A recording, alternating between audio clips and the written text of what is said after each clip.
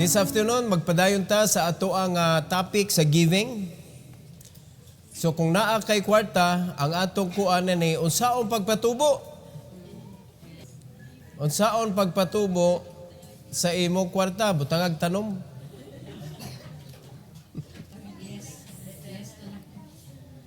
So simple na kayo ang pagpatubo sa atong kwarta, giving. Giving, mga kaigsunan. The title of our message, nagpadayon siya sa atong How Much Should I Give? Part number 3. So mga klase-klase ni nga mga giving, mga kaigsunan, unya, ang atong katunon ani, nga unsa man kanindot ang atong giving. Unsay quality sa atong giving. Alright, let's all stand, mag-ampo ta.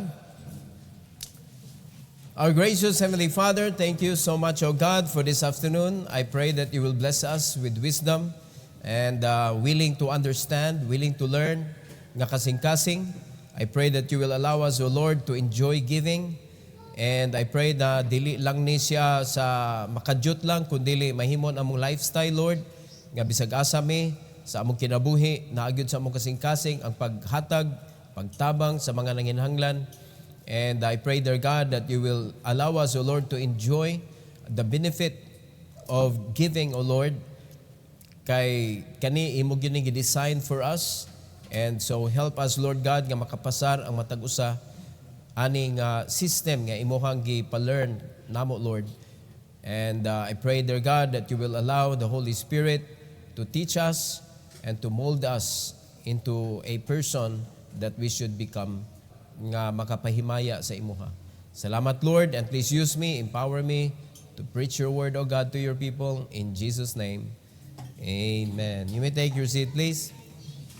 2 Corinthians chapter 9, verses 6 to 7.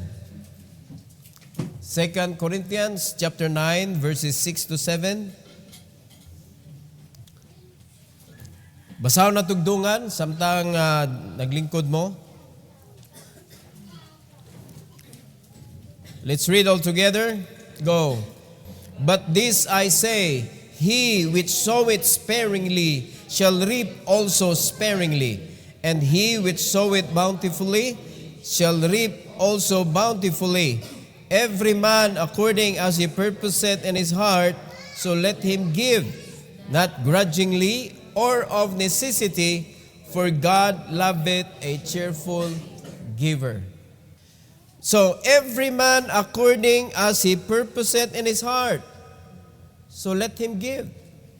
Ingon din sa Bible, mga kaigsunan, not grudgingly or of necessity.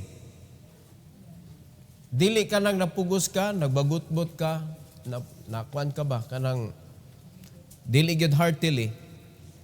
Or of necessity, tungod sa panginahanglan, for God loveth a cheerful giver.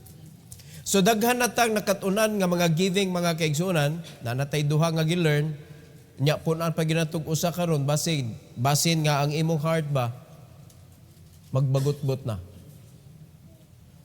Daghan kay klase-klaseng giving sa Bible. And every giving is not a redundancy. Dili siya redundancy kay naa siya'y pasabot ang Ginoo, naa siya'y tumong mga igsoon. Ang una natong gi-learn is tithes.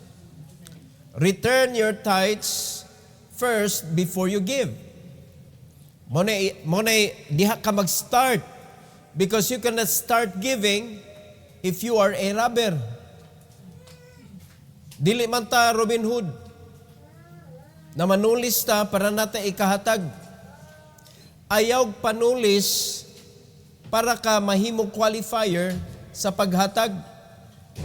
So you need to return your tithes first before you give, because not returning is becoming a robber. And then, gilearn na to, mga igsoon, ang offerings. Give your offerings. Unsa ganining offering? The expression of your love to the Lord. So when you put your tithes, sa imuha nga envelope, naapod diha ang expression of your love, imong ibutang. So dili pwede nga na-qualified na ka, di na ka mo express. Useless. Mao na nga naana tithes and offering. So diha pa lang, murag nabugatan ang uban. Unya, di na ba sila pariha og rason? Nganong iuli ang tithes? Because mo na'y bahin sa Ginoo. Mo na nga measurement ang iyang gibutang. Return it. And then after you return, ningon na ng Ginoo, okay, ang sukod ani naa sa imong gugma. How much is your love? Express it through your giving. So that is your offering. Punan pa gyud nato ron. Lahi na sad ni. Giving to mission. Giving to mission. So kaning atong giuli nga tithes naanay padulngan so that there may be meat in mine house. So para na siya sa pagkaon. Ang expression of our love, naasa na siya padulngan para na sa mga panginahanglan sa simbahan, kanibang material. Nasabtan na to, igsoon. So naa siya designation. So kung mailhani, kung pananglitan, hinay atong offering.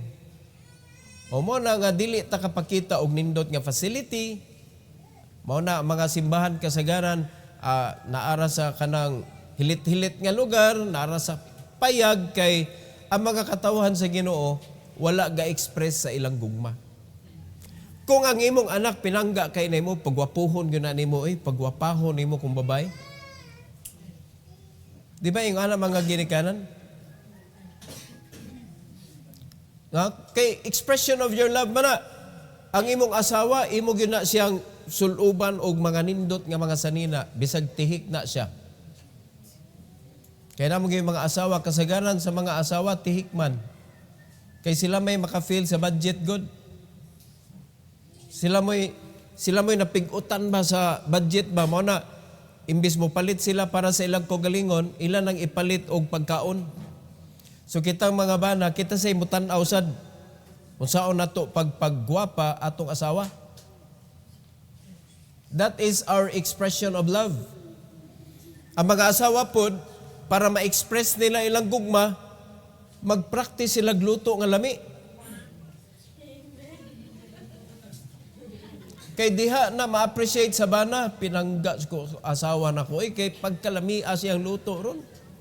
Mabita na ang uban na mga panultion, mga kaigsunan sa mga cook, nga para mulami ang imong luto, butangig gugma. Oh. Dayuban bitaw kana makapalit og sudan, mo sa manay sudana murag guwa manay gugma.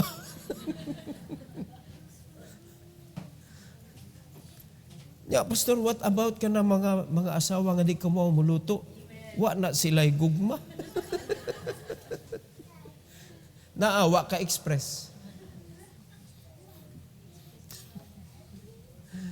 Mag-learn dyan magluto kay inyo man ang opisina, ang kusina.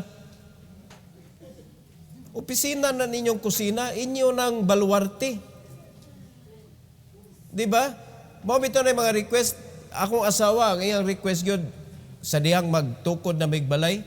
Kaya ba mo sa iyang request nga ninduton yun ayo? Kusina. Mo na nga expression of love, importante kayo mga kaigsunan.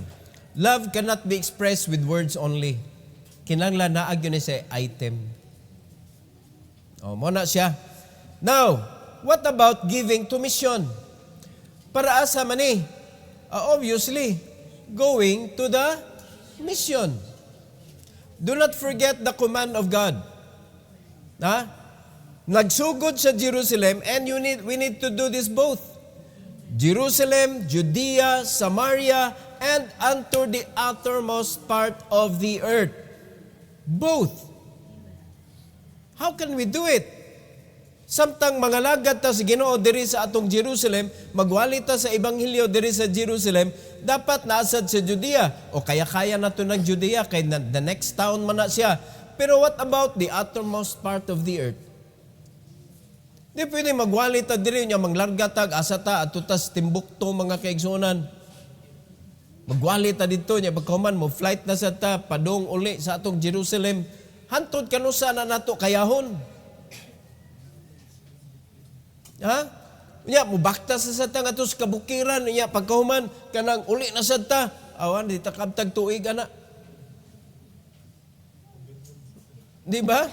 So ang Ginoo, nagtudlo siya nato mga kaigsunan how to do it. Give to mission. Para matuman nato ang mando sa Ginoo nga sa Jerusalem, Judea, Samaria, and the uttermost part, we can do it both. The same time. Samtang nangalagad ta sa Ginoo sa atong Jerusalem, makapangalagad sa ta sa Ginoo sa uttermost part of the earth. Ingon ana mga kaigsunan, without stopping, without leaving our Jerusalem.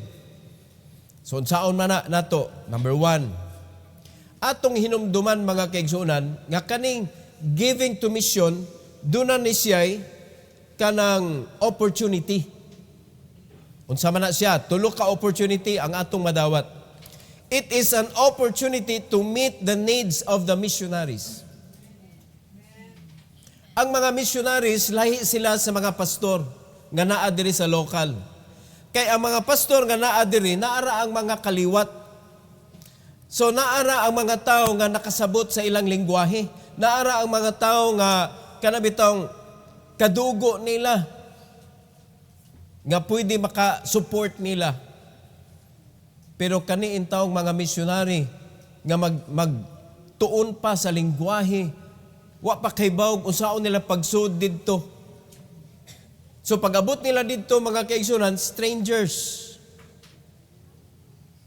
Di ba? Unya kasagaran nga moadto, banag asawa.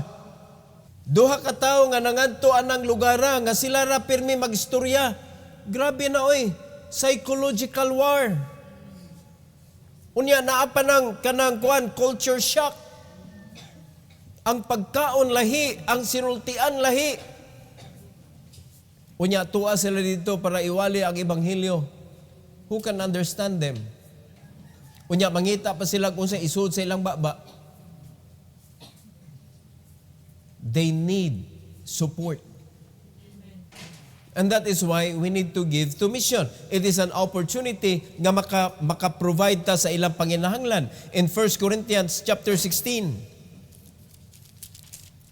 1 Corinthians chapter 16, verse 1 and 2. Gitudlo ni Apostle Paul sa church mga kaigsunan, ingon sa Bible now, concerning the collection for the saints, as I have given order to the churches of Galatia, even so do ye. Gitudlo sa mga churches, kamusad, buhatan ninyo. So referring na ni mga igsoon sa uban pa nga mga churches gawas sa Galatia.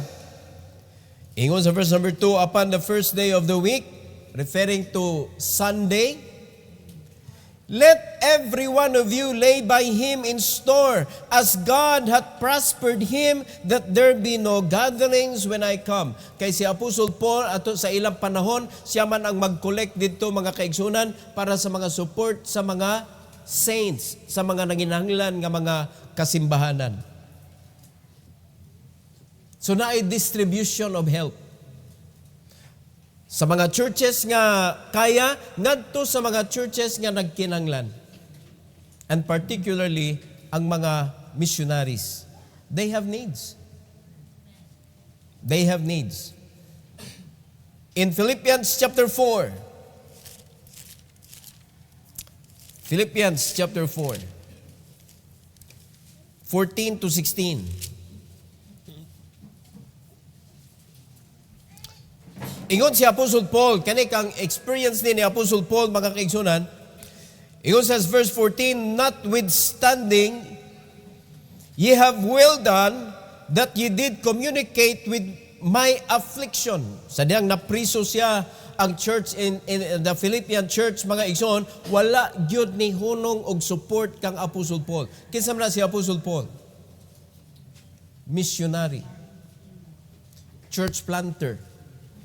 Sigig lakaw, sigig start og church, unya mag-train og leaders, unya pagkahuman another place na sad iyang adtuon, usa ni ang Philippian church nga iyang gi-establish. Unya ang Philippian church pag-abot na mga kaigsunan ang kanang sa iyaha nga kalisod sa iyang kinabuhi, sila gyud wa gyud ni hunong og support. Ingon si Apostle Paul, ye have done well, or ye have well done, that ye did communicate with my affliction. In verse number 15, now ye Philippians know also that in the beginning of the gospel, when I departed from Macedonia, no church communicated with me as concerning giving and receiving, but ye only.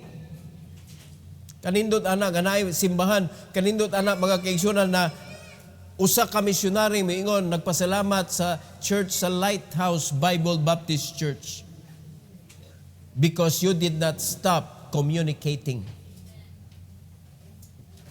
Na ikaw mismo kahibaw ka mga igsoon kay wa man stop og communicate. When you put some money in mission, ang uban ninyo wa kahibaw asa man ta mohatag og mission. Kanang faith promise, mao nay atong mission giving. So sa atong papel, na diha faith promise, mao na diha ni mo ibutang imong mission giving. So wa ka naghunong og butang og hatag sa mission, wala ka naghunong og communicate sa mga missionaries. Kay ipadala man na nato. Ayaw naghuwat ni Apostle Paul nga moanhi para iya i-collect. Kaya naa may clearing house nga nagtrabaho anak karon. Adto na namo ipadala sa clearing house, unya ang clearing house mao na imo padala dito specified sa mga names nga atong gisuportaran. So nagpasalamat ta sa Ginoo mga kaigsunan that we are able to support missionaries. We are supporting them. Ang ilang panginahanglan nga kanang makamit sa taba bisag dili tanan. At least nag-ambag ta mga igsoon sa ilang mga gikinanglan. Si Apostle Paul, appreciated kaayo niya ang mga believers sa Philippians. Appreciated kaayo niya. Nga naman, wag gyud ni hunong sila. In verse number 16, for even in Thessalonica ye sent once and again unto my necessity. Wag gyud naghunong. Na ay panginanglan ang mga missionary. Now, sometimes, dili nato ma-feel kay wa man ta sa ilang sapatos. Dili lang mo eh. Wa ta kay baw sa mga problema o sige pang atubang sa mga missionaries because we are not with them. But pinaagi sa mission giving, we are able to help some of their needs. So, but not only mission giving, pray for them. Pray for them. They need our prayers. We can give prayers. Di lali mo, ikaw bito, mularga ka, layo ka sa imong pamilya, layo ka sa imuhang yutang natawhan. Mingaw Mingaw mga kaigsunan. Muna dili lalim ang pag-adto sa laing nasod. Nga wa kay matawag ba, wala kay iniktan-aw nimo ang mga dagway, dili ka pareha sa imuha. Dili lalim. Give to mission. That is an opportunity to meet the needs of the missionaries. Number 2, it is an opportunity to become a co-laborer of the missionaries in their mission field. Mahimo tang co-laborer nila sa ilang mission field. Wala man ka nagking-hand in hand sa paglakaw dito, no, nagking-partner jud ka, naglakaw mo together, wala man na mahitabo, pero because of your support, nahimo kang co-laborer. Mao ni ang design sa Ginoo mga kaigsunan that every churches around the world could do the command of God to go from Jerusalem to the uttermost part of the earth at the same time. Mission giving. Somebody are going, support them. Support them. Mo ni sa simbahan, naay ka nang magpastor sa local nara sa Philippines, pero usa ka adlaw ang Ginoo mo pili po diri kasi palargahon niya layo. Kinsa ka? Wata kay bao Wag gyud tay idea mga kaigsunan kung kinsa ang pwede gamiton sa Ginoo. One thing for sure, kung mo gamit ang Ginoo, i-equip kaniya. I-equip jud kaniya. It doesn't matter unsa imong nahuman sa kinabuhi nimo. Kay kung tan-aw na to ang mga apostoles, na fishermen, na wala ka eskwela, unlearn ha, ang gisulti sa Bible, na apoy lawyer, na doctor, na tax collector. Managlahi ba? Pero ang katong unlearn, gi-equip sa Ginoo. Ang katong lawyer, gihukasan usa sa Ginoo sa iyahang tawhanon nga knowledge, then gi-fill up sa Ginoo sa knowledge niya. The same thing. Mao na nga, pag-abot na dito sa mission field, walay magpanghinambog nila nga mas dako kog nahuman nimo. Wala, kay parihara sila, equipped by God. Mao na nakanindot in the work of the Lord, walay hambugero dapat. In the work of the Lord, we are equal. Mao na kung magpundok nga mga pastor, di gyud ka pwede nga mas taas ako lingkuranan ha, kay mas ngilngig ko ninyo. Wala ay pantay gyud tatanan. Basta naa na sa buluhaton sa Ginoo. Dili gyud na pwede nga naay seniority. There should be no seniority in the work of the Lord. We are all equal. We work together. We work together. Mo ni ang nakanindot aning buluhaton sa Ginoo. So opportunity ni para mahimot ang co-laborer. Philippians chapter 4, 15 to 17. 15 to 17. The Bible says, "Now ye Philippians, know also," yung sa Bible, "that in the beginning of the gospel, when I departed from Macedonia, no church communicated with me as concerning giving and receiving, but ye only." 16, "For even in Thessalonica, ye sent once and again unto my necessity." So nakita nato ang ilahang pagtabang. Nakita nato ang pagpadala nila sa help sa missionary nga si Apostle Paul. Amen? Unya, tanawag, unsay nahitabo mga kaigsunan. Verse 17, "Not because I desire a gift, but I desire fruit that may abound to whose account? To your account." Ikaw nga naghatag. Unsa may tawag, ana? Di nahimo kang co-laborer, wala ka dito, pero niani ka og apil. Kanindot de aning mission giving. Mga bunga nga mamugna sa mga misyonary nga imong gisuportaran, duna kay bahin sa panalangin. Ang fruit nga ilahang mahimo ngadto sa mission field, prutas pud nimo nga nagsupport. And we are commanded by God, mga igsoon, to bear fruit. Amen? Pero dili pwede nga, mag-mission support na lang ko, di lang ko mag-discipleship diri. Both lagi. Both. Wa ka kasabot. Dili pwede, kwarta na ipalihukon. Kaya na sa Ginoo mga kaigsunan. But God want to use you both. Kailangan makasabot kita na. Nga both lagi. Mag-discipleship ka diri, and the same time, you support missionaries going to the uttermost part of the earth so that you can fulfill the Great Commission. Simple kayo. Laliman ka na, ingon si Apostle Paul, bisan na mga missionary, wala man na sila ingon suporta rimi kay kanang kuan, nasa inyo ako pagsalig. Ang ilang pagsalig, tuapon sa Ginoo, mabito ng lakaw na sila, di na lalim nga desisyon, oy. Pero, because it is God's design, we need to support them, not because they desire it from us. Pero ang desire, mga kaigsunan, sama sa desire ni Apostle Paul, that there will be fruit that may abound to our account. More blessings. Mo na nga nag-uli na ka sa imong tithes, blessing. Nag-express na ka sa imong gugma sa imong offering, another blessing. Naghatag pa jud ka sa mission, that is another blessing. Oh, mapobre ba ni Kristohanon kung nag-giving? Yung ano, nang hilo man mo.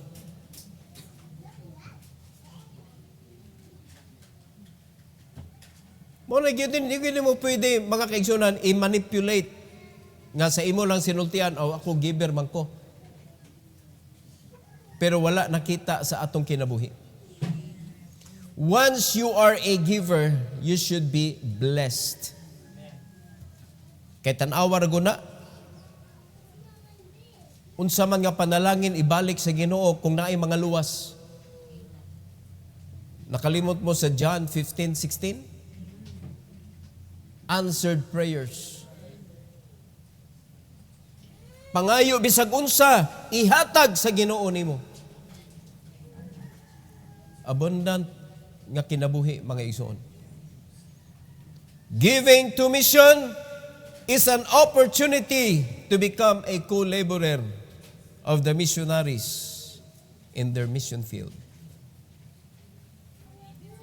Number 3, mga kaigsunan, it is an opportunity to be blessed with the missionaries. When the missionaries surrendered his life to the Lord, mga igsoon, God is blessing them. Whether you like it or not, God will bless them because of giving, because they gave their life to God. Now, do you want to be blessed with them? Support them. Sure naman na nga i-bless sila sa Ginoo. O pananglitan ba, duwa basketball niya, sigurado na dumadaog yun siya, kaninga team. Di ba? Kani nga team diri, mo ni dumadaugay. Pildiho no ni nga team. O di ba ari jud kamo? Ari ka mo bu diri og support kay winner man eh. Di jud kamo support atong loser. Ang mga missionary siguradong winner sa panalangin. Mo na digin nato angay kasuyaan ng mga missionary kumunindot ilang kinabuhi kay blessed man sila. Ang kapait kay usay makadungog ta sa mga Kristohano nga naa diri sa lokal ba. Biyos mga missionary nangaon dito sa Kristo. Ngano man di ay? Usay gusto ninyo makita ninyo missionary nga nagkagutay-gutay ang sanina, it means you did not do your part. Dapat malipay ta nga ang mga missionaries nangaon sa mga nindot nga kananansad, nakapanuroy pod siya sa iyang pamilya sa nindot nga suruyanan, dili kay ang mga missionary nga atong samayon ba nga, oh grabe sa mga missionary gisuroy-suroy ra atong kwarta. Uy tagay sila chance nga mag-unwind. Uy. Di ba? Sumuna nga ang atong trabaho, atong buhaton, pasagdi sila sa ilaha. Kay kung ilang iwaldas ang suporta, mga kaigsunan, ang Ginoo mo'y bahala po na nila. Iyahay man taog manubag sa Ginoo sa atong responsibilidad. Let's just do our part. And let them do their part. But the sure news is, blessed na sila. Would you like to be blessed with them? Then support mission. Klaro kayo mga kaigsunan. Verse 18 to 19. Ingon sa Bible, but I have all, ingon si Apostle Paul, and abound. I am full, having received of Epaphroditus the things which were sent from you, an odor of a sweet smell, a sacrifice acceptable, well-pleasing to God. Nawa na ang imong gipadala mga kaigsunan, gitawag niya well-pleasing to God. Kompleto. Abundant ang iyang kinabuhi. Pero tanawa sa verse 19, unsay para imo? But my God shall supply all your needs according to His riches in glory by Christ Jesus. Tanawa nag-unsang panalangin ang nadawat sa nag-support sa missionary. The missionaries are blessed. That is why daghan mo support. That is God's working. Pero mga kaigsunan, those who responded to the call nga mo hold ka sa rope para sa mga missionary, the blessing na apod sa imo hapon. So giving to mission, mga kaigsunan, is an opportunity for us to be blessed with them. Kay blessed naman sila daan when they gave up their life. Kita na mo decide. Kinalan mapanalanginan sa tauban nila. Kaklaro ng 19 mga igsoon. Ang Ginoo nga gialagaran sa mga missionary, able to bless you. I-supply ang imong needs. According to what? According to His riches in glory by Christ Jesus. Mo na iniguli sa missionary, ayaw pag-expect nga dadan kag pasalubong. Noon sa kawa man na nagbakasyon dito. Ari ka mag-expect diri mga kaigsuunan. God's provision. God will be the one to supply all your need. Muna daghang mga Kristohanon nga nagkuwang-kuwang ang kinabuhi kay ang ilang offering kuwang-kuwang man sad. Kung muuli sa tithes, di lang sa ta mo offering ron. Di sa ta mag-mission kay nag-tithes man ta. Unya sa dihang wala na siya tithes, karon ta mag-offering. Hello? Unya, kuwang-kuwang man niya atong kuwan ron, wa sa tay mission. O sunod. Ang sunod na sad mission na pod. Mao na diha. Mo na kinabuhi sa mga Kristohanon karon tungod kay di man ta complete believer, ato man kuan lang kuan na kanang by chance lang mong uban kung maapil mo. Pero kung i-determine God nimo sa imo kasing-kasing, I want to support missionary. What about your church? What about your church? Hello? Sige, atubtangan na lang na oy. What about the food? Ang tithes man na, nga dapat iuli nimo. O so dapat, pangutana, asa ni tulo importante? Tithes, love gift, or mission? Asa importante ang tulo? Tulo, kailanlain na silang padulngan. Dili nimo pwede mo choose ka between the three. Kilailahi na sila mo. Bitong gilailahi sa Ginoo ang panalangin. Hello?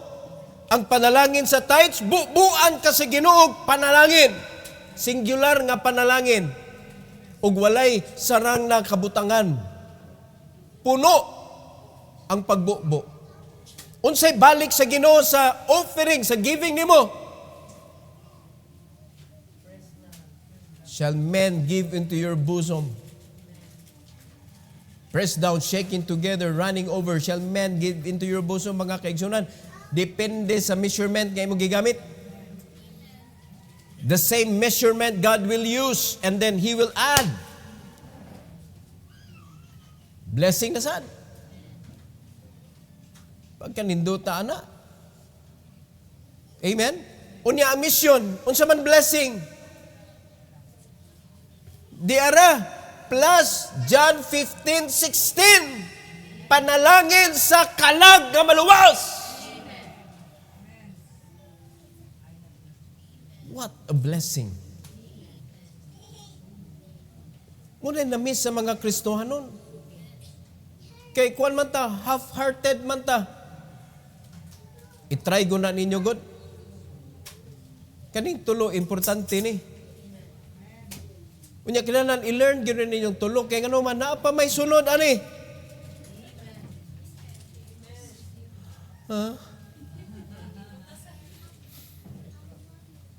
Pastor, mahurot na nita. Wadyo ka kasabot. Sa dihang niuli ka sa tithes, ang imong giuli, pila may gibalik sa Ginoo? Mas daghan, mas gamay. O di ginansya ka. Sa dihang ni giving ka, asa may mas daghan, ang imong gi-give o ang gibalik sa Ginoo? Ginansya na sad ka.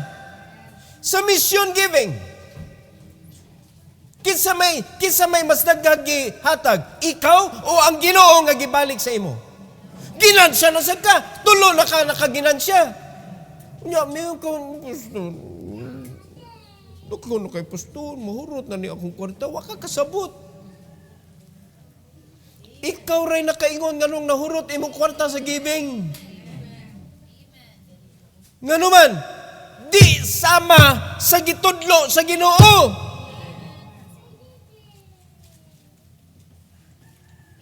Di man mao. Saktuha lang god, sayang kayo, mura kag naligo, wan ang lugod.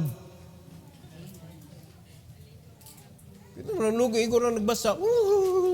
Pagkahuman, nanapo din, itugnaw. Igor na gibasa ang buhok. Presko kay tanawon, pero inigtanaw, nagkamli na buling na imong liog. Pagkaugan, singtan naggamay, so man na ni maho, lagi ka. Nagbasa naman. Puslan mang maligo, panabon, panyampo, panglugod. Amen.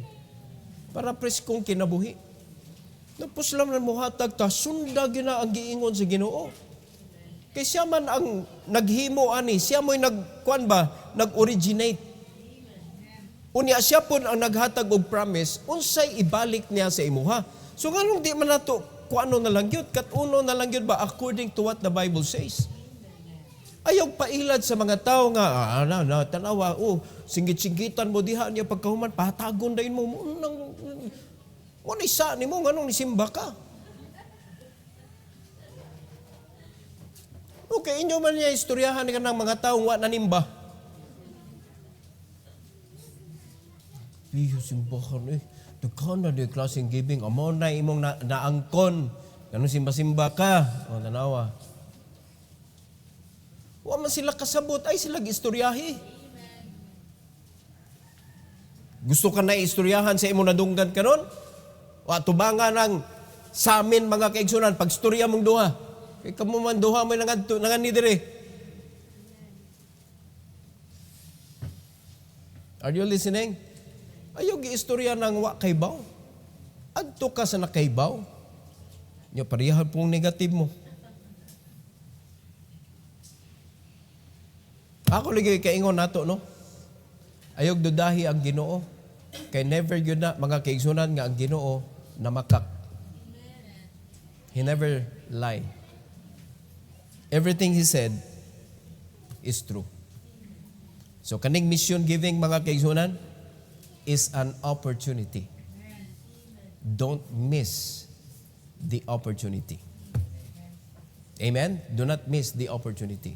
Ayaw sayo pa og sabot mga kaigsunan. Ano daghan magkani atong giving, no? Oh, kay bawo ko nanay nag-question ana. Necessary yun no? Daghan na ni O ay mo kabalaka, dapat ta sa ikatulo. Dapat tayo sa ikatulo. Kasukaon na ka. Ayaw sa. Ba sige gabot sa tumoy. Nakuyapan na ka. Para sa ato ni, dili tahutdan sa Ginoo. Ginansya na ta, katulo na mga kaigsunan. Much blessings na ang atong nadawat because of these three kinds of giving that God told us. No? Gitudluan ta si Ginoo. Dapat mapasalamaton gyud ta Lord. Salamat jud kay Lord nga usa ko nga imong giablihan ang akong unahuna for this kind of blessing. Dapat di ta makuan ani, di ta malain ani tudluan ta.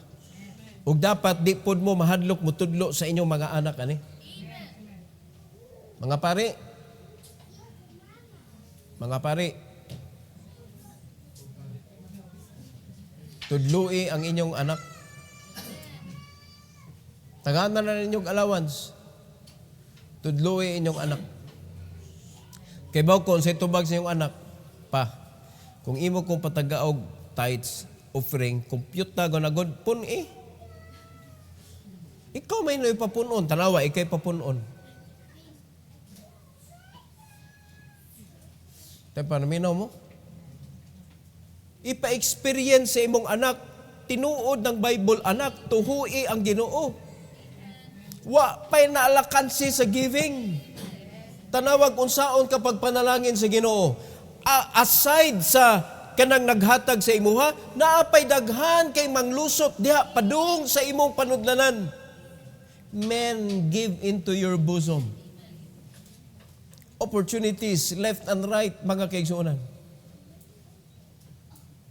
Lain ang Ginoo mohatag og kuan sa iyang pamaagi ba? Di ta kabantay, di ta kapanagang yun. Ikaw na mag-ingon nga, grabiha, grabe ang panalangin sa Ginoo. Di yun mabangbang mga igsoon. Try to believe God's covenant. Keep this. Mo ni reason nga nung ningon ng Ginoo, tanawa, bisag ang inyong mga amahan, wa ni keep sa ordinance. Ordinance magunigod, kasabutan ba? Wa ni keep, mauna nga ni perish mo. Mo nang ni perish.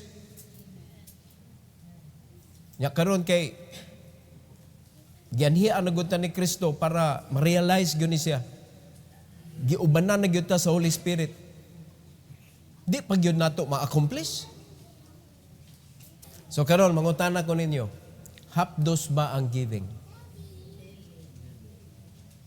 You should not be angry kung tudloan kag hatag. Sultian ta mo mga kaigsunan, makita na nimo sa imong kaugalingon. If giving is already at work in your system, kanang mao nay nagdagan sa imong kaugalingon ba?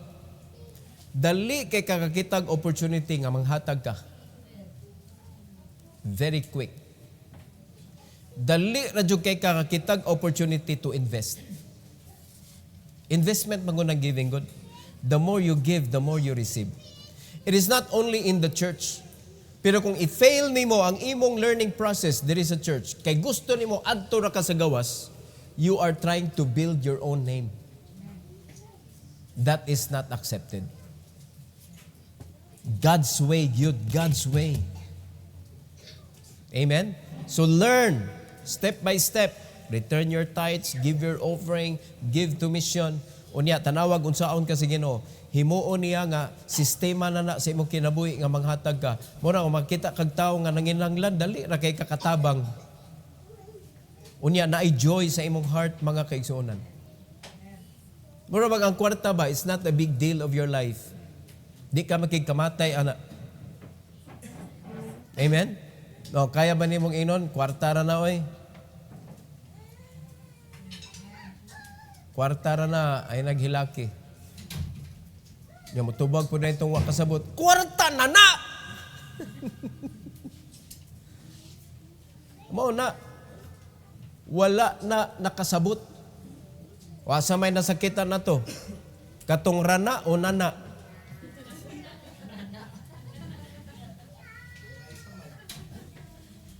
O di ba ang nasakitan katong nay nana? O kinsa man to? Ang nakasabot o ang wala? Ang wala, kay ingo man siya, kwarta nana. Ang nakasabot, kwarta rana. Ayaw mong kagubot.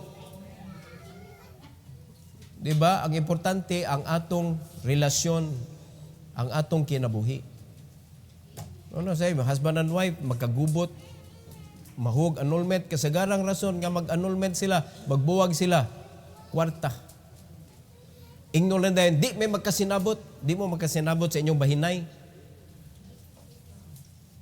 Mauna, kwarta yung hinugdad kasagaran. Mauna, mas may nang why divorce. Pagkat-on mo may lang mo pagsugod, bahalag saging ha, basta labing. Magbinyo ta, bahalag watay kwarta, kay bahalag saging. Basta labing. O karon na, puros na tuod saging. Baho na magkailang balay. Kaya gipanuhot naman tungod sa saging. Wala nahilis ang gugma, oy. Buwag ta, oy. Niya ang asawa, gipulaan na, tanang recipe sa saging. Iyan ang nabuhat. Wala, oy, maabot ng panahon, ang bana, pulaan, oy, wala lain. Puro na yung saging. Ikaw, bahalag saging, basta labing.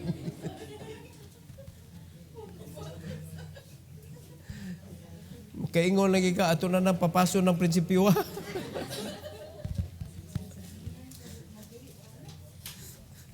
Dili, oy. Ari kita sa Ginoo mutuman. Ari ta sa Ginoo mutuman. Buhatan na ninyo mga kaigsunan, dili ni siya kanang gisulat lang para lang naay mabasa ta. Gisuwat ni sa Ginoo para ma-enjoy ta. Kung ato ning tuhuan, kung atong tumanon. Every head bowed, every eye closed. Heavenly Father, thank you so much, O God, for the message that you have given to us about giving. Dear Lord, according to our flesh, lisod ni. Kung flesh na ang mo istorya, lisod jud ang giving. Apan salamat kay Lord nga naa ang balang espiritu sa among kinabuhi.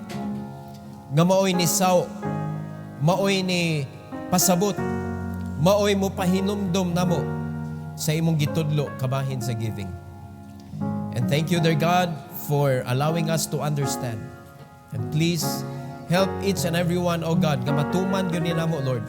Nga dili lang kay sa makadyot, kundi himo namong kinabuhi gyud namo ang giving. So that we will enjoy the benefit nga mahimo mi nga matinabangon ngadto sa nanginanglan. Kay mauni ang reason nganong imo mig giluwas, Lord. And please help us to depend on your provision, to rely on your guidance, ang pulong nimo, Lord. And I pray, dear God, nga dili namo ibaliwala ang still small voice of the Holy Spirit within us. Thank you for giving us the Holy Spirit to teach us and to rebuke us every time nga masayop mi naa ang balang espiritu nga mubadlong o mumaymay namo. And please, Lord, let your people respond correctly this afternoon. Help them to come to the altar, O God, to pray to you, to ask forgiveness kung wala pagyud nila nabuhat ang angay nilang buhaton regarding giving. Maybe some of them, Lord, will come for forgiveness. Maybe some will come for aid, nga magpatabang sila how to do this. And maybe some will come to thank you, Lord God, for the opportunity nga imong gihatag kanamo, Lord, nga ma-enjoy namo among kinabuhi diri.